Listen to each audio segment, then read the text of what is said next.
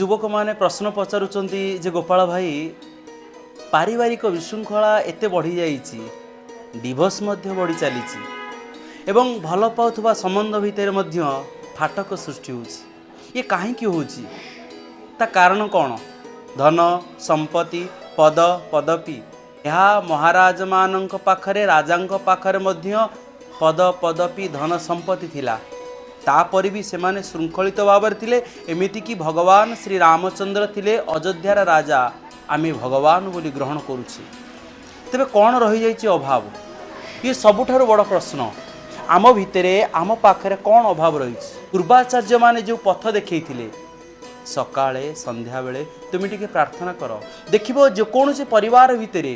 गंडगोल होउछि विशृंखला होउछि तार मूल कारण थिबो जणे जनक बुझी पारुनी जणे जनकर कथा को ग्रहण करि पारुनी एमिति अहंकार भितरे एते भावधारा भितरे सेमिति हजि जाइछन्ति ना संपर्क को भांगी दउछन्ति तापर भी तांको किछि फरक पडु नाही से माने निज निज अहंकार को मु एया कर दे पारली से कुछ मु एया कर दे पारली किंतु जानि पारु नांती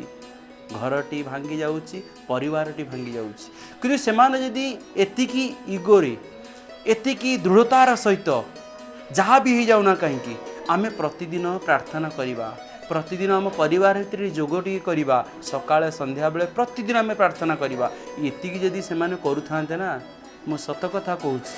तांको परिवार भितरे केतेबेले भी फाटक सृष्टि होतानी किंबा तांको संबंध भितरे तांको भल पाइबा भितरे फाटक सृष्टि होतानी तांको भल पाइबा सुदृढ़ होता तांको प्रेम सुदृढ़ होता तांको जीवन सुदृढ़ होता एवं तांको परिवार सुदृढ़ होता तेबे आसंतु ना आमे आजि ठारू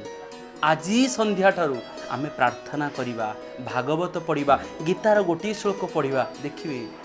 निजे पढ़िबा सहित पिलामानकु मध्य पढ़ेबे